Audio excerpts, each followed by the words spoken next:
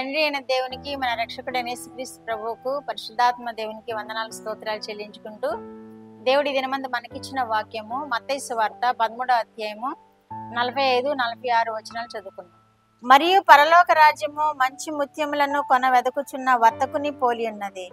అతడు అమూల్యమైన యొక్క ముత్యమును కనుగొని పోయి తనకు కలిగినదంతయు అమ్మి దాని కొనును. ఉపమానం చెప్తున్నాడు యేసు ప్రభువారు. పరలోక రాజ్యము మంచి ముత్యములను కొన వెదకుచున్న వర్తకుని పోలి ఉంటుందట. అతడు అమూల్యమైన ఒక ముత్యమును కనుగొని పోయి తనకున్నదంతయు అమ్మి ఆ ముత్యమును సంపాదించుకుంటాడట, దాన్ని కొనుక్కుంటాడట. పరలోక రాజ్యము మంచి ముత్యంతో దేవుడు పోలుస్తున్నాడు. మంచి ముత్యము, ఈ లోకంలో ఉన్న వాటికంటే అన్నిటికంటే ముత్యము, మంచి విలువైన ముత్యముగా పరలోక రాజ్యాన్ని మన దేవుడు పోలుస్తున్నాడు. పరలోక రాజ్యము 12 గుమ్మములు, ముత్యాలు, వజ్రాలు, వైడూర్యాలతో కట్టబడిందని ఒక పాటలో మనం పాడుతూ ఉంటాము. బైబిల్ గ్రంథంలో కూడా మనం చూస్తూ ఉంటాం కదా. ఆ విలువైన ముత్యము కనుగొంటాడట వర్తకుడు. కనుగొని ఆ విలువైన ముత్యాన్ని కొనడానికి తనకున్నదంతా అమ్మి దాన్ని కొనుక్కుంటాడట, సంపాదించుకుంటాడు అంటున్నాడు ఇక్కడ యేసు ప్రభు వారు చెప్తున్నారు ఈ ఉపమానం. అంత శ్రేష్టమైనది అనమాట పరలోక రాజ్యం. ఆ పరలోక రాజ్యం అనేది అంత విలువైనది. మనకున్నదంతా అమ్మేసి కొనుక్కుంటాడు అంటున్నాడు ఆ వర్తకుడు. తనకున్నదంతా అమ్మి ఆ మంచి ముత్యాన్ని కొనుక్కుంటాడు అంటున్నాడు దేవుడు. నీతిమంతులైతే అలాగే చేస్తారు. ఎందుకని దేవుని మీద ఆధారపడేవాళ్ళు, ఆ పరలోక రాజ్యాన్ని సంపాదించుకోవాలన్న కోరిక గలవాళ్ళు దేనిని ఆశ పెట్టుకోకుండా ఆ పరలోక రాజ్యాన్ని సంపాదించుకోవడానికి వారి ప్రయత్నాలన్నీ ఉంటాయి. ఏ ప్రయత్నమైనా చేయగలుగుతారు. దేవుడు చెప్పినవన్నీ నెరవేరుస్తారనమాట. వారికి ఉన్నదంతా అమ్మి పరలోక రాజ్య మంచి ముత్యాన్ని సంపాదించుకోవడానికి వారికి ఉన్నదంతా అమ్మే అన్న భావం ఏంటంటే, వారికి ఈ లోకంలో ఎంత సంపద ఉందో, ఈ లోకంలో ఎంత స్థితిమంతులుగా ఉన్నారో, ఈ లోకంలో ఎంత పేరు ప్రఖ్యాతులు కలిగి ఉన్నారో, వాటన్నిటిలో దేవుని మహిమార్థమై వారు జీవిస్తూ వీటన్నిటిని తృణప్రాయంగా ఎంచుకొని ఆ పరలోక రాజ్యం గురించే వాళ్ళు ఖర్చు పెడతారు. ఆ పరలోక రాజ్యం కొరకే వారు పాటు పడతారు.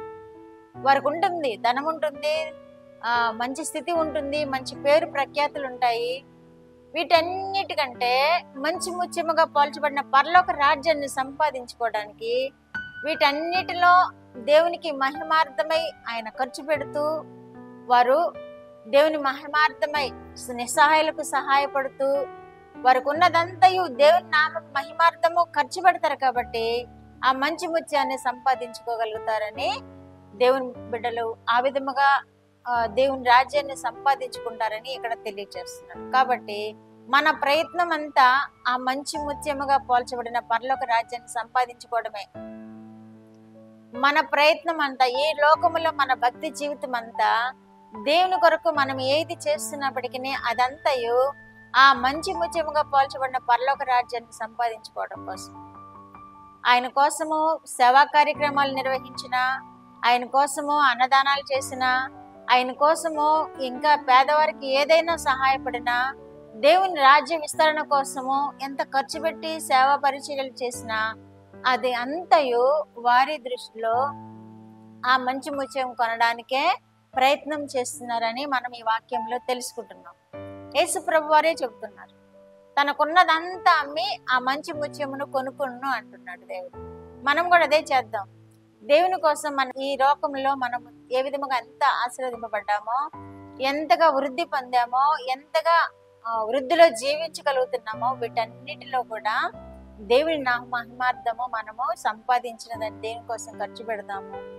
దేవుని సేవార్థమే ఖర్చు పెడదాము. దేవుని మహిమార్థమే ఖర్చు పెడదాము. దేవుణ్ణి మహిమపరచడానికి, ఆ మంచి పరలోక రాజ్యం సంపాదించుకోవడానికి మనము ప్రయత్నం చేద్దాం. ఈ లోకంలో దేవుడు ఇచ్చాడు కదా అని మనమే బిగబట్టేసుకుంటే మన మంచి ముత్యాన్ని సంపాదించుకోలేము. ఈ లోకంలో మనకి సర్వసంపదలు దేవుడు ఇచ్చాడు కదా అనేది మనమే వినియోగించుకుంటే ఆ మంచి ముత్యాన్ని పోగొట్టుకుంటామేమో. యేసు ప్రభు వారు చెప్తున్నారు స్వయంగా ఈ మాట.